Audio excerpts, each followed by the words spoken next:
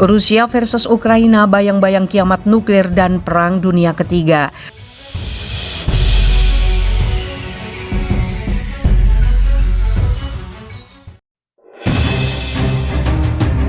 Hurrah!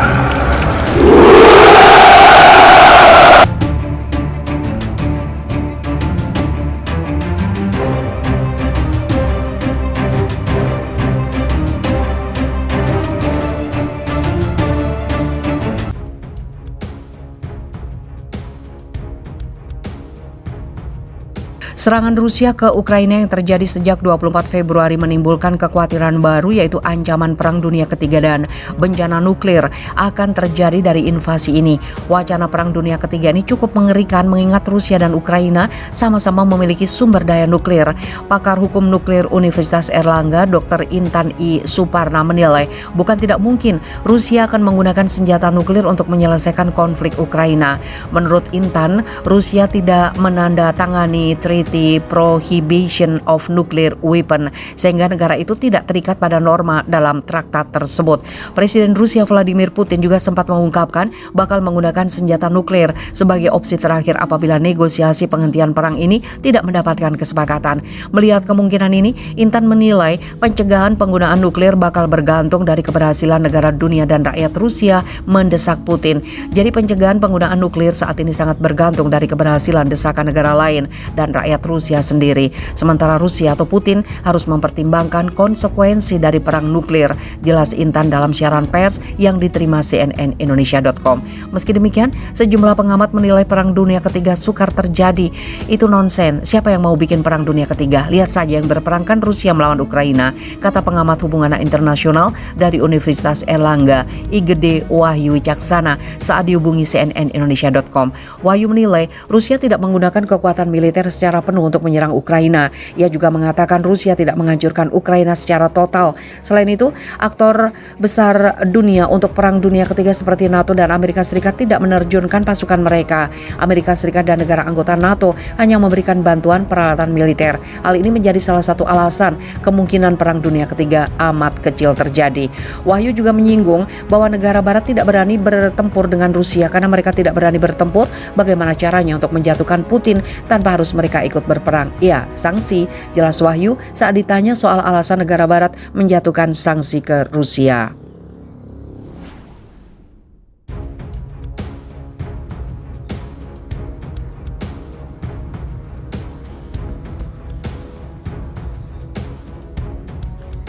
Misteri Rusia tidak pilih perang kilat di Ukraina mirip taktik Amerika Serikat dalam perang Irak.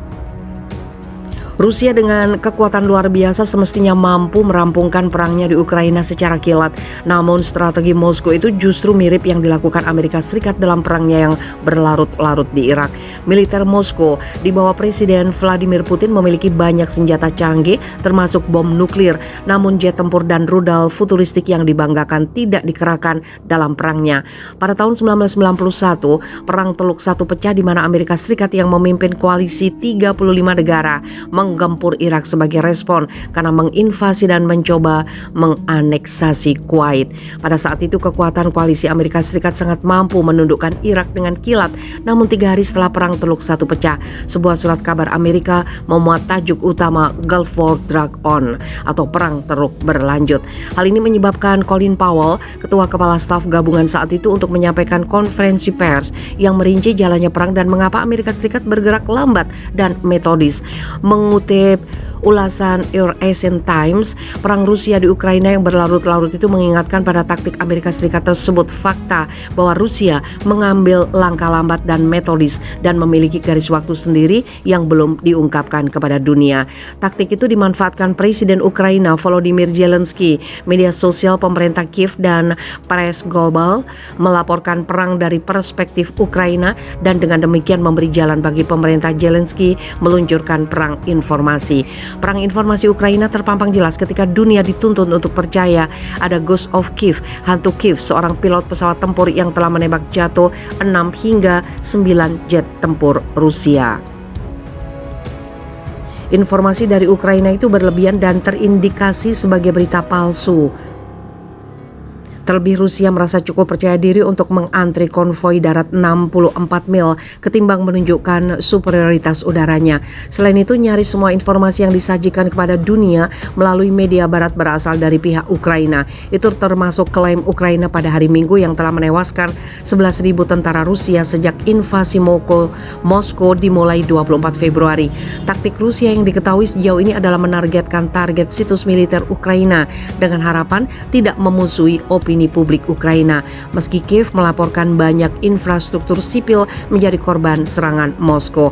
Dengan mengincar target militer Kiev, Moskow akan menunjukkan kepada dunia sejauh mana kemampuan perang Ukraina terdegradasi.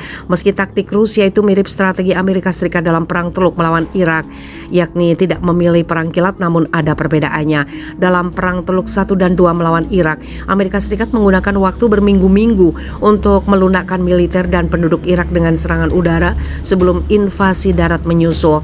Ini beda dengan Rusia yang mengandalkan invasi darat ke Ukraina daripada serangan udara. Begitu efektifnya serangan udara Amerika Serikat di Irak sehingga memungkinkan pasukan darat Amerika memasuki Baghdad dalam 36 jam. Hal itu mengarah pada poin ketiga, yaitu kemauan penduduk setempat untuk berjuang invasi Amerika Serikat. Dalam perang Teluk II, tentara Irak melarikan diri dari pertempuran meninggalkan jalan yang mudah ke depan bagi pasukan Amerika Serikat. Demikian pula di Afghanistan, meskipun miliaran dolar dihabiskan untuk melatih pasukan militer Afghanistan, mereka tidak memiliki keinginan untuk berperang dan menyerahkan medan perang kepada Taliban.